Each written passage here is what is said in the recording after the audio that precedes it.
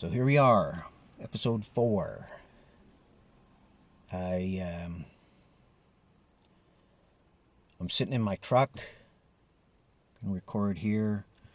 I noticed on the last episode that there was a plane flying overhead, and the sound stayed on there forever. I guess the microphones are quite sensitive.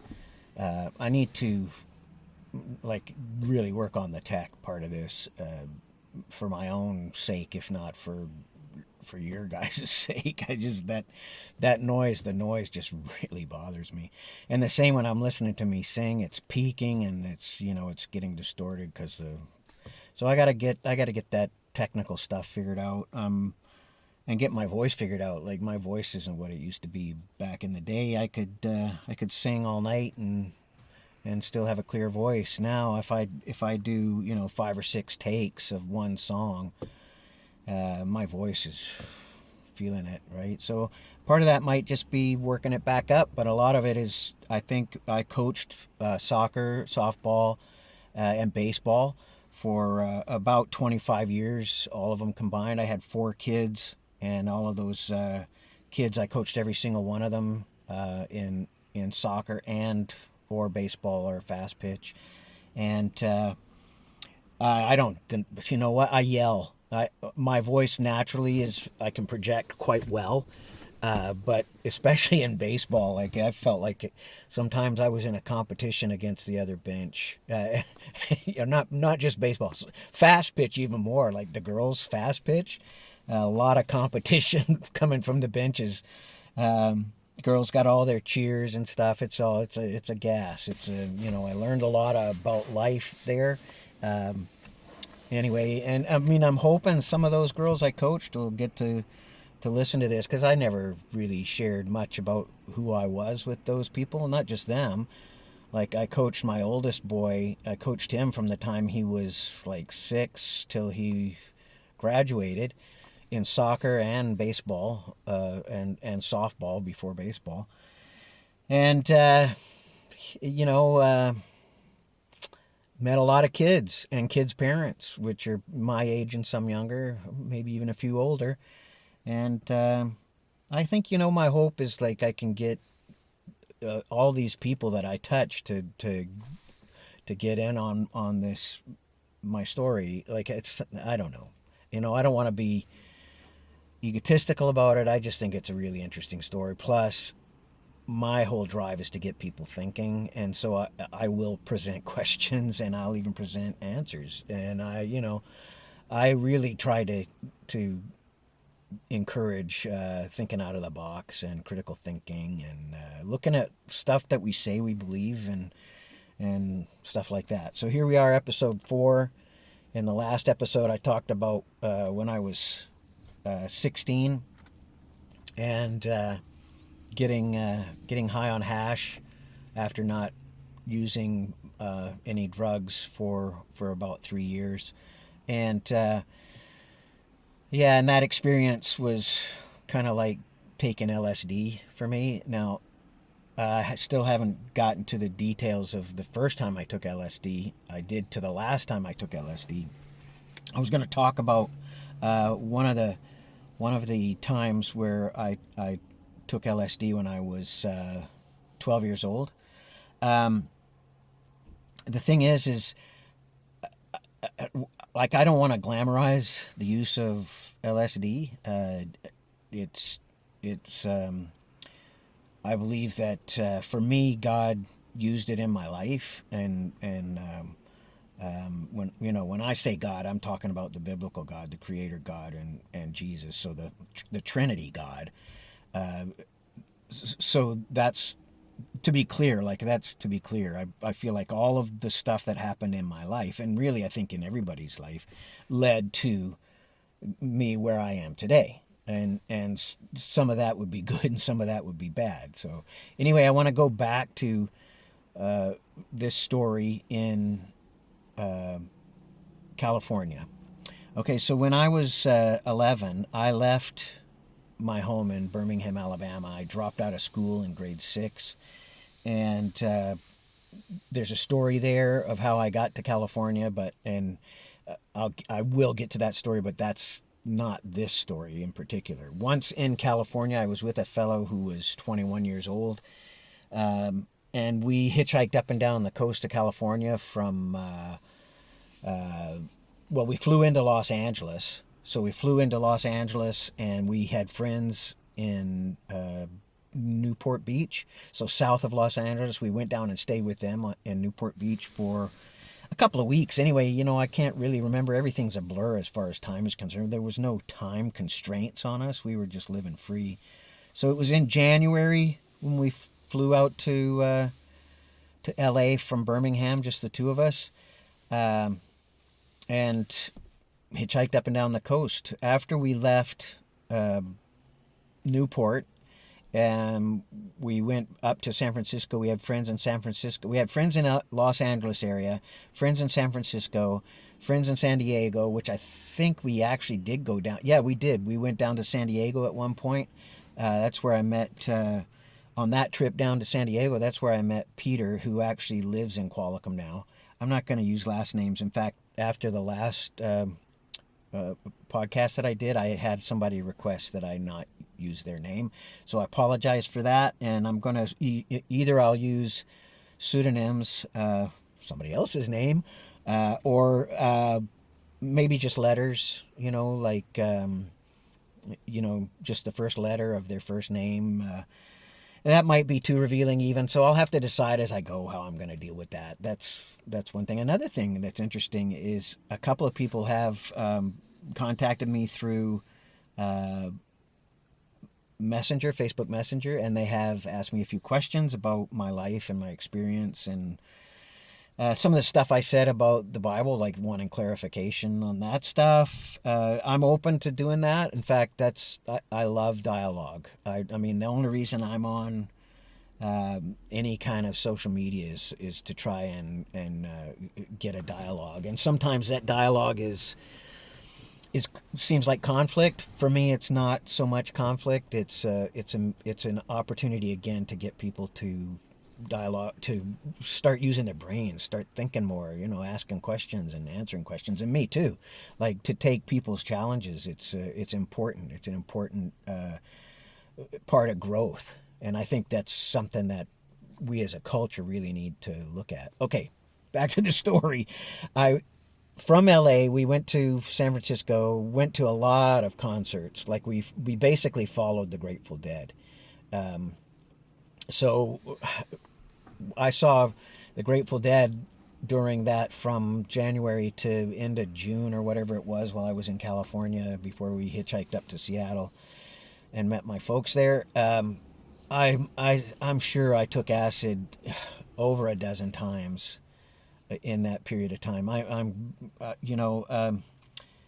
was introduced to cocaine and other drugs, and the thing about all of that stuff is I feel like it all formed, like, I remember a lot of it, so it formed a sort of a net for me. So there's this thread that goes through my life, and it touches on those experiences that I had as a preteen, taking LSD and other psychedelics, and just my life, that whole experience. So I feel like God protected me through that, and I can guarantee you that He did, because I know people that were my age, older and younger, that were devoured by what was happening at that time. And my heart goes out to them. If I can help you in any way, give me a message, and I'll gladly do what I can to help you work through whatever your problems are. Yeah, some saint. Anyway, we ended up going towards the end of our time in California. We ended up going back to Los Angeles. It's my memory that it was in Los Angeles. And there was a concert that we went to. Yeah, it was Los Angeles. In Los Angeles, it was the album release tour for the Grateful Dead's Working Man's Dead album. So we went. There was 3 bands on the bill. The Grateful Dead had the top billing, which a lot of people might be surprised, but in San Francisco, Los Angeles, Berkeley, California, the Grateful Dead were a big deal. They were more underground maybe for the rest of the country for a long time, and they've had super devoted followers forever. So this was in 69, was it? No, 70. We were into 70 by then. Let's see. I was 12. Yeah, so 70. We were into 70. And we went to this concert. It was the Quicksilver Messenger Service, the Jefferson Airplane, and the Grateful Dead. And we didn't know it was an album release. It wasn't advertised at that, but that's what the plan was. So we all, the group of us that went, I think there was 4 of us went to this concert. We all took acid before we left. It was we knew it was good acid, and we were ready to go and trip all night long to live music. And once we got there, the Grateful Dead, I don't know if you've read the Electric Kool-Aid Acid Test or you know anything about it, but the Grateful Dead are represented in that story.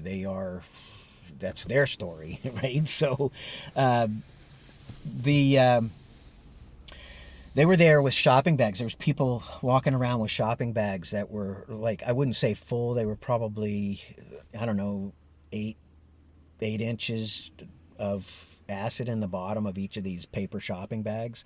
And they were spread out throughout the whole arena. So they were getting the whole arena stoned on one of the most Orange Sunshine Barrel is what it was called. It was like, it's a champagne of LSD. It was the LSD that was made by the chemist from the Electric Kool-Aid Acid Test. And so this acid was throughout the whole, everybody in that stadium that took LSD, that would take LSD, took LSD, and it was wild. Plus, I was already stoned. I'd already taken a tab. So I had, when they came around with the shopping bag, I took 2 tablets. I only took one. I saved the other one for another time. And then they came back and offered us more. And I took another one. So I can't remember if I took 3 that night or just 2. But I was really stoned. Everybody was really, really stoned. And the whole light show, like the way they did light shows back then, was wild. Like they had overhead projectors and they put like vegetable oil and food coloring, and they'd move it around by heat or air or whatever, and that would be projected onto the wall. Plus they had graphics, and the graphics at this concert were the Silver Surfer and the Hulk, and there was a little kid walking around naked. It was like a comic, like a comic kid, like a comic drawing, and he was walking around naked. He had no pubic hair. He had a sort of a chubby belly, and he had hair about as long as mine was at that time.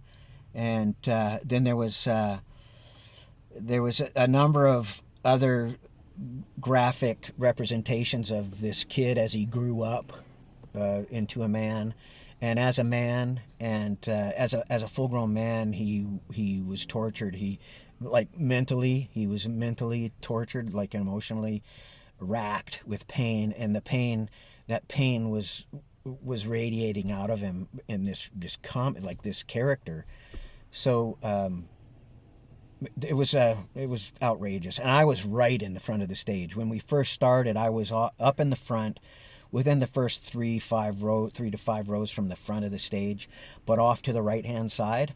And as the concert progressed, I ended up being right in the middle of the stage, right in the front. And there was this lady there that everybody was stoned, like I said. She said to me, that's you. And she pointed at the comic book character, the cartoon character, and of the little boy, and she said, that's you. And then she said, oh my gosh, this whole concert is for you. And I turned around and I looked, and the stadium was full, like, I don't know how many people, 20,000 people, 30,000 people. It was huge. And she said, this whole concert this whole night is just for you. And I'm like, oh my gosh, like I was absorbed into it then. Like I was part of, like, this was my life story or whatever it was. So we listened to to the first band, and it was like they're one of my favorite bands. They always have been. Quicksilver Messenger Service, and then anybody that knows Jefferson Airplane, fantastic 1970s freeform kind of a band music, like great music. And then the Grateful Dead. I was a Deadhead, so the Grateful Dead came out, and they're all plugged in and they're playing, and it's just raucous and everything. And then they all put down their instruments and they pick up these acoustic instruments and they say, we're going to introduce you a few songs from our new album, which is being released the end of this month. And they started playing these songs, the songs from Working Man's Dead, and they were acoustic. It was so different. It was way different than what the Grateful Dead had done and what that whole concert had been. There wasn't acoustic. It wasn't an acoustic concert. It was electric. And it's like the whole mood shifted. And I can't remember if that's when she said that this whole concert was for you or if she said it at the beginning. I don't know. It doesn't matter, because in my head, that whole concert was directed at me, for me.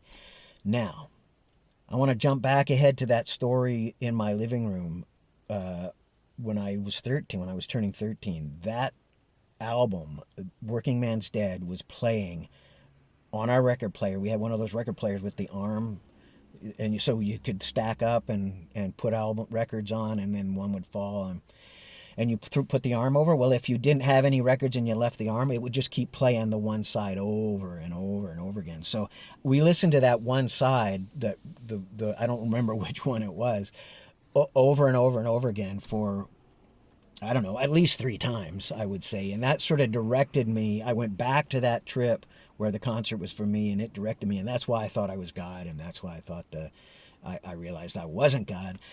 So all of this stuff ties together. I mean, and it's not, I mean, it doesn't start there. There's this stuff that ties all of these stories together that goes back to Alabama. And then this thread never stops. This thread never stops working and influencing my life for my whole life, right? So anyway, I'm going to get to more of that stuff. I think that maybe right now that's enough. I thanks for joining me. I don't know what song I'm going to do yet, because I haven't recorded it yet, unless I play one that I've already got recorded, which I might. I've got one that I've never played public since the 80s. I wrote it in 1981, I think, after I was married and started getting involved with a church community. I might play that one, but I think I might try to find a different one. We'll see how it goes. Anyway, again, thanks for joining me, and I hope it was interesting, and see you at episode 5.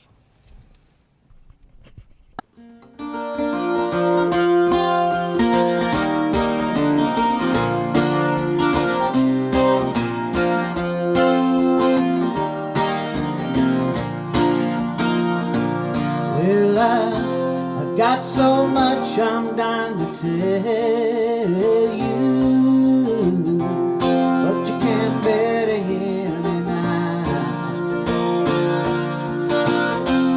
In a little while I must move on, but I'll send my love to you. You can call my name, will find you. Heaven and hell can separate our love. Doing this all for you, my love. And I'll come back. Yes, I'll come back. Yes, I'll come back to you.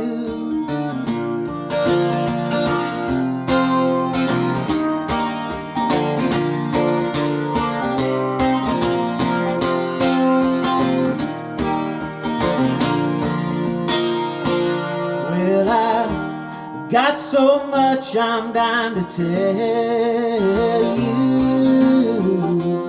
but you can't bear to hear me now. And in a little while I must move on, but I'll see my love to you. You can call my name and I will find you. Heaven and hell can't separate our love. Doing this all for you, my love. And I'll come back. Yes, I'll come back. Yes, I'll come back for you. You can call my name and I will find you. Heaven and hell can't separate my love. Doing this all for you, my love. And I'll come back. Yes, I'll come back. Yes, I'll come back to you.